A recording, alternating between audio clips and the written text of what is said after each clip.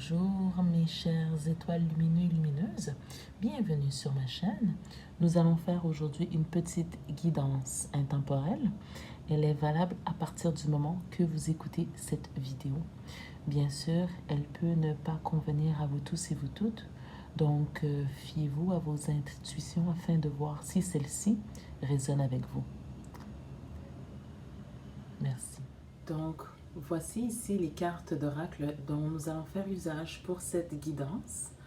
Nous avons en premier lieu les cartes d'oracle Vos vérités cachées de Madame Teal Swan. Par la suite, nous avons les cartes d'oracle de Doreen Virtue, Guérir avec l'aide des fées. Bien sûr, c'est une guidance spirituelle sans référence religieuse, donc vous êtes tous bienvenus, que vous soyez musulmane, chrétienne, juive, hindouiste ou encore bouddhiste. Et même athée, vous êtes tous bienvenus, nous sommes tous frères et sœurs devant la source. Donc, je vous remercie de vous joindre à notre belle guidance. Donc, voilà ici les cartes d'oracle de Doreen Virtue, Guérir avec l'aide des fées. Nous pouvons débuter ici avec cette carte, Respectez vos vrais sentiments.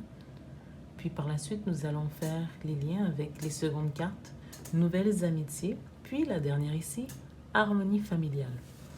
D'accord? En premier, je vais citer ce que je reçois des guides par rapport à respecter vos vrais sentiments. Avant tout, si on regarde bien cette carte, on voit que c'est une fée de la nature, n'est-ce pas, qui est assise sur un tronc d'arbre, qui a des belles racines autour de la belle verdure, puis un ruisseau derrière elle. Donc, elle semble s'épanouir en faisant une forme de couture. Donc, on voit qu'elle est très en paix avec elle-même. Pourquoi? Parce qu'elle connaît ses passions, connaît sa place de détente et elle reconnaît ce qui l'épanouit et contribue à son bien-être. Donc, c'est ce que je sens que les guides nous encouragent à maintenir en esprit, c'est qu'il n'y a personne d'autre plus que nous-mêmes qui nous connaissons bien. D'accord? D'ailleurs, l'auteur Doreen Virtue mentionne que cette carte nous prie de s'écouter, de respecter nos vrais sentiments. Il ne faut pas se trahir en restant dans le déni. Et il ne faut pas considérer comme acceptable de nier notre vrai soi, notre vraie nature intérieure, de la manière que la source nous a constitués. D'accord? Vous savez, nous avons en fait un conseiller à l'intérieur de chacun de nous tous et nous toutes. Ok? C'est parfois la voix de nos guides que l'on ressent et que l'on entend inconsciemment, qu'en fait on peut appeler notre intuition, qui nous aide à nous diriger comme une boussole intérieure. Vous voyez, c'est cette intuition qui nous aide à faire face à certaines situations. Les fées, les anges, les guides, comme ici on en a une chère petite fée, mais en fait, la source en fait nous recommande de ne pas faire, de ne pas banaliser ce qui est notre vraie nature, d'accord? Il nous encourage à suivre nos vraies émotions et toutefois demeurer dans la tempérance pour ne pas être trop impulsif ou impulsive, n'est-ce pas? Mais de reconnaître nos émotions, de faire une introspection de nous-mêmes lorsque nous sommes face à des situations ou des échanges avec autrui. Car notre voix intérieure est vraiment notre véritable compas, d'accord? Boussole encore. Un autre terme pour expliquer simplement que notre voix intérieure nous indique inconsciemment notre direction, d'accord?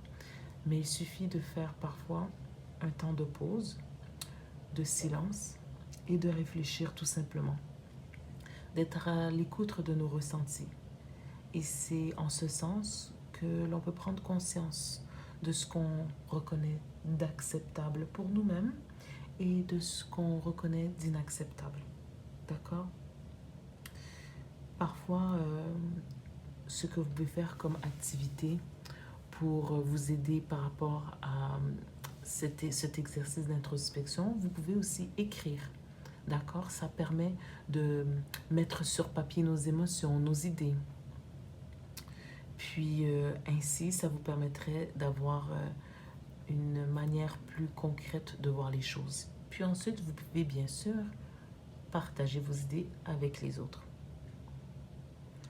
Donc, comme affirmation de Doreen Virtue par rapport à cette nécessité de respecter nos ressentiments, l'affirmation qu'elle nous recommande, c'est de dire « J'écoute, je respecte et suis mes sentiments profonds, sachant qu'ils viennent en réponse à mes prières. »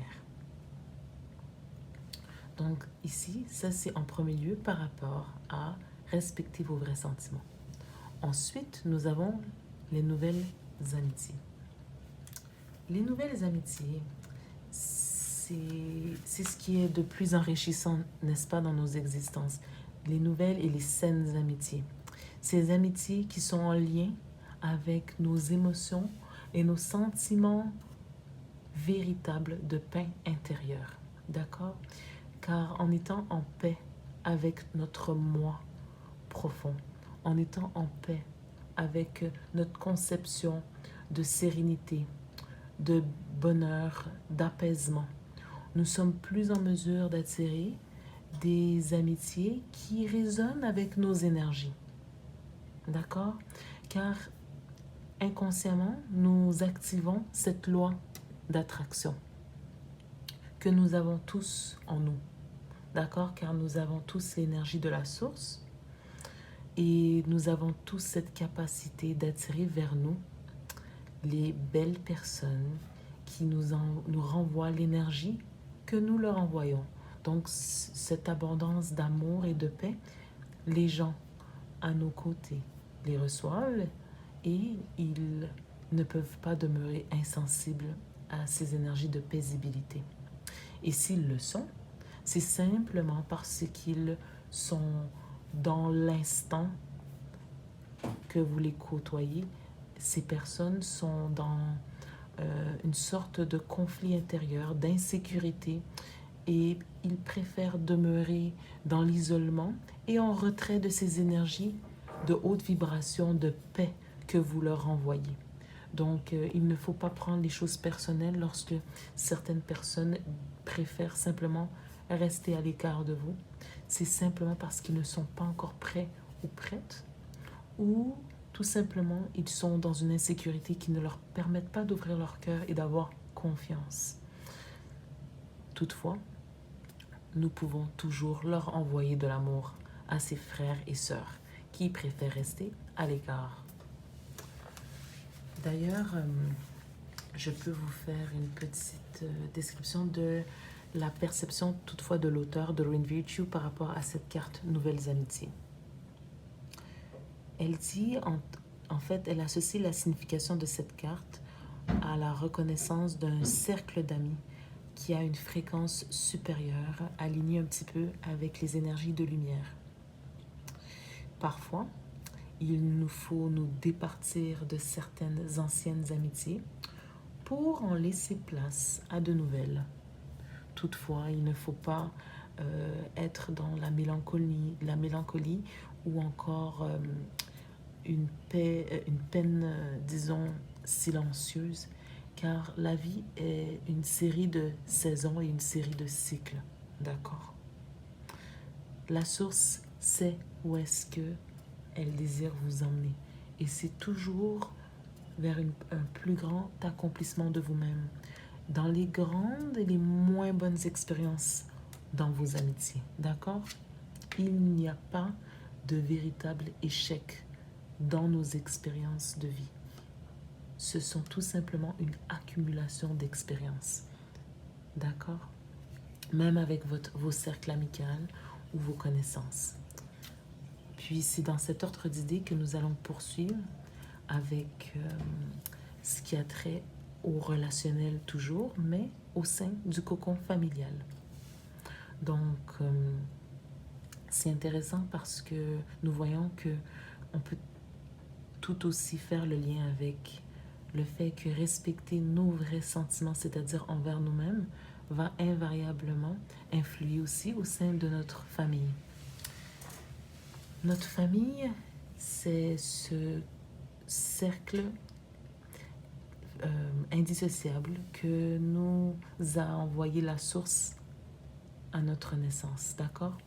Parfois, on peut certainement très bien s'entendre avec les membres de la famille et parfois, on ne peut tout simplement pas vibrer aux mêmes énergies que certaines personnes au sein de notre famille. Toutefois, il faut se rappeler qu'à la base, la source nous envoie des membres de notre famille qui vont nous faire travailler sur des aspects de notre personnalité, que ce soit des qualités ou des défauts.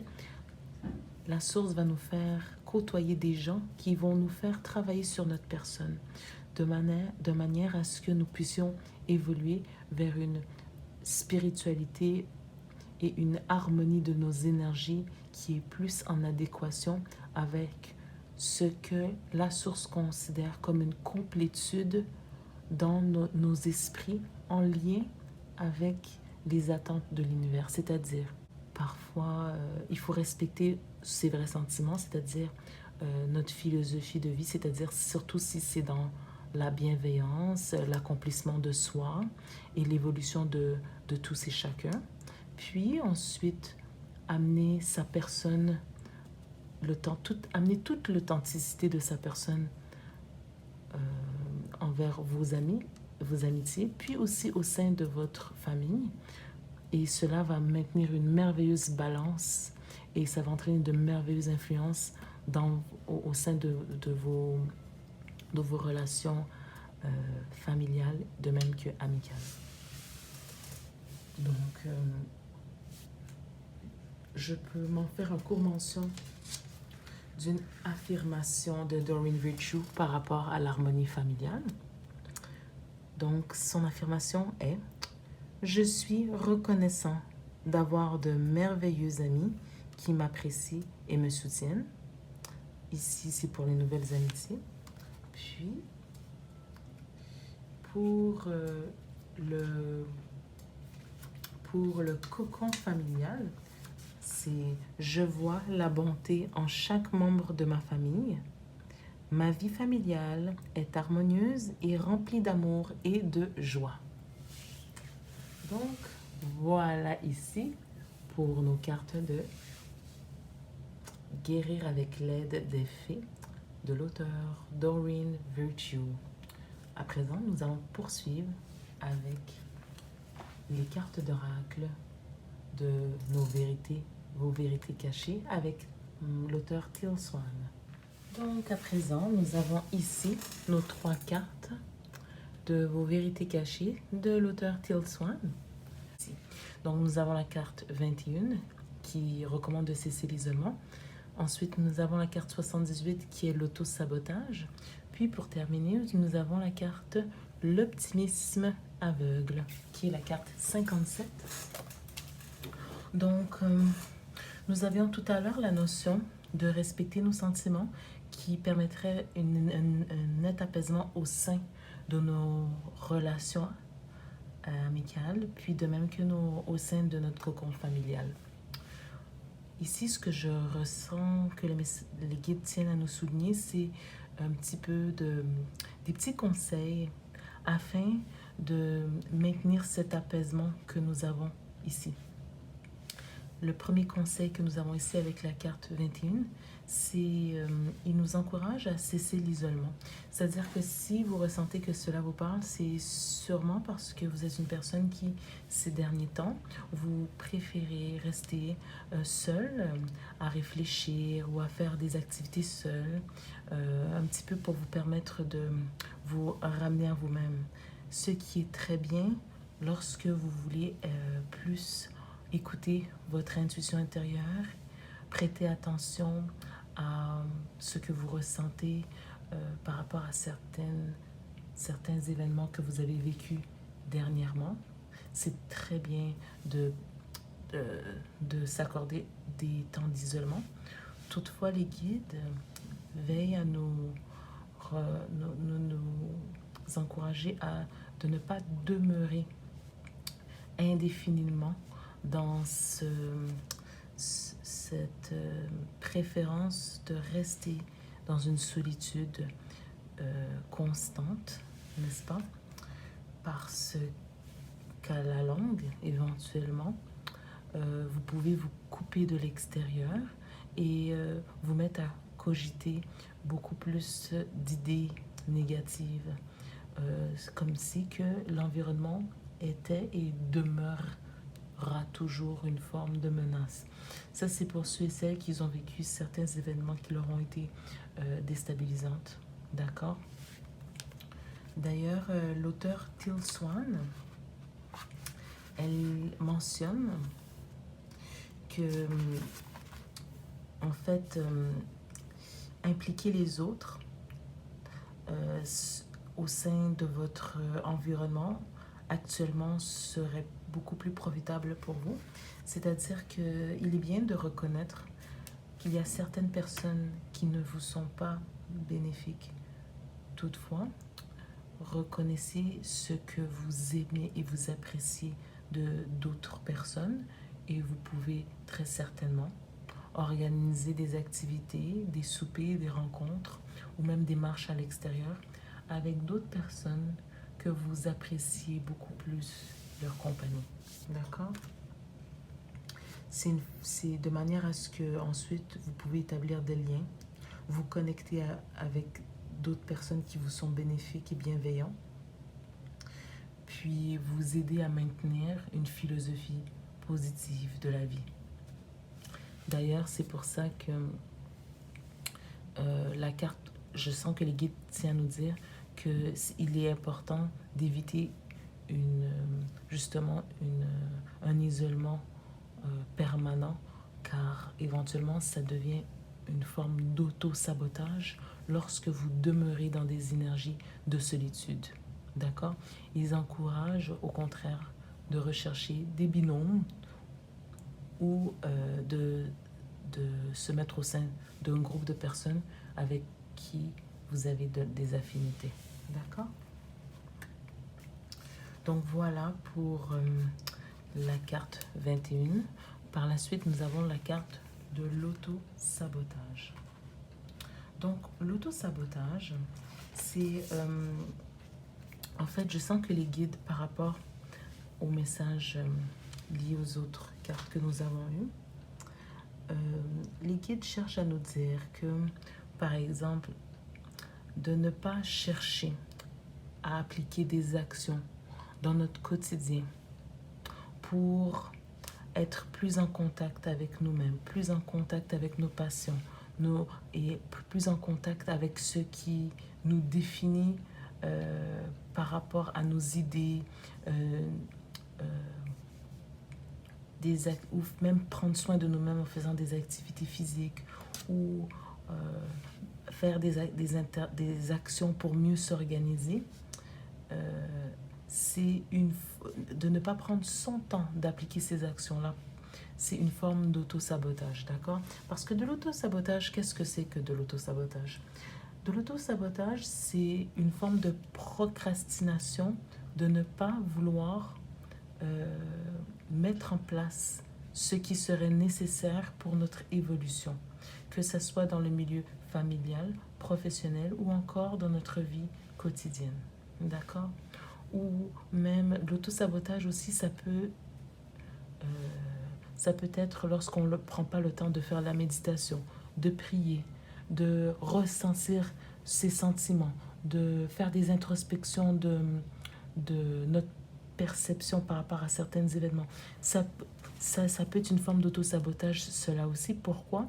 Parce que rester dans le déni de nous-mêmes par rapport à certains événements ne nous permet pas de respecter nos propres sentiments, et rester dans le déni de nous-mêmes fait en sorte que nous restons dans certaines dépendances. Ça peut être dépendance au tabagisme, à l'alcoolisme, au jeu, ou ça peut être, si vous aimez magasiner, ça peut être dépendance aux dépenses.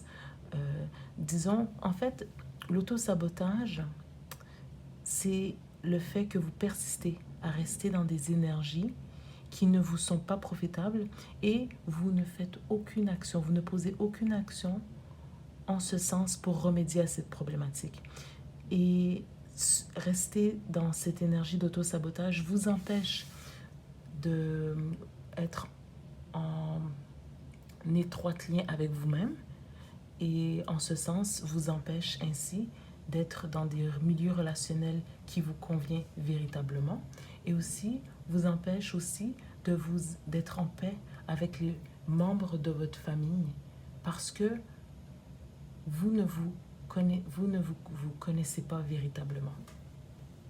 D'accord? Donc, pour terminer, nous allons poursuivre avec l'optimisme aveugle. Donc, l'optimisme aveugle, c'est aussi intéressant parce que l'optimisme aveugle, c'est synonyme d'être dans le déni. C'est-à-dire d'être tellement optimiste par rapport à une situation que on ne veut pas considérer qu'il y a des aspects négatifs par rapport à une situation et nous ne voulons pas être prévoyants, d'accord?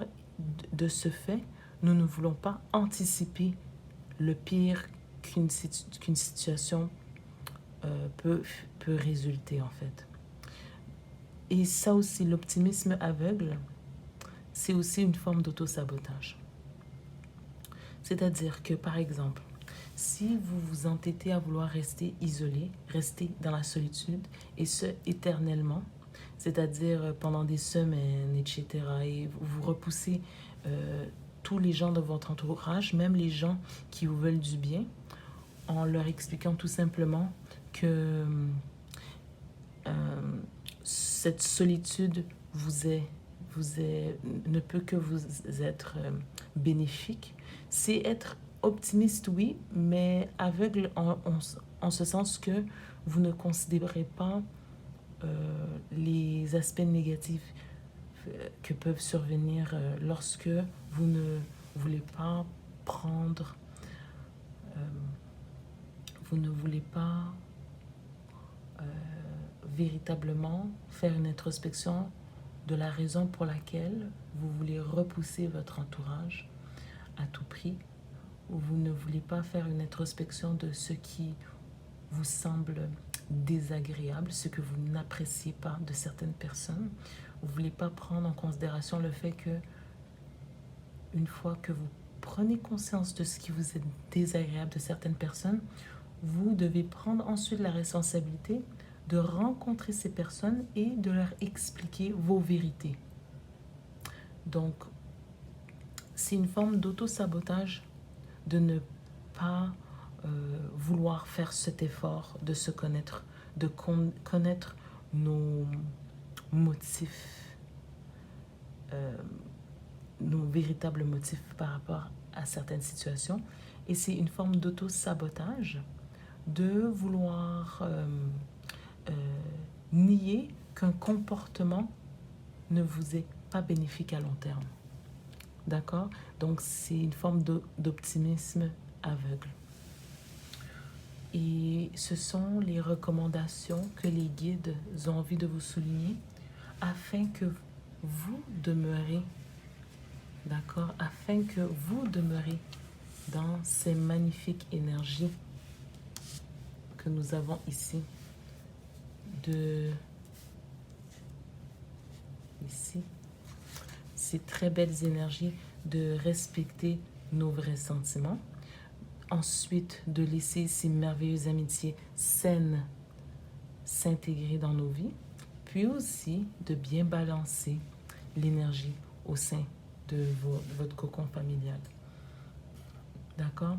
Puis, vous savez, les guides me disent que c'est important de vous rappeler qu'il n'est pas mal de poser des limites, n'est-ce pas, au sein de certaines personnes que vous ressentez qu'ils agissent d'une manière qui vous est incommodante au sein de votre famille. Vous pouvez échanger avec eux et ensuite poser certaines limites de manière à ce qu'à l'avenir, vous pouvez maintenir cette harmonie familiale parce que vous vous respectez et vous imposez certaines limites par rapport à certains comportements qui ne vous sont pas profitables. D'accord?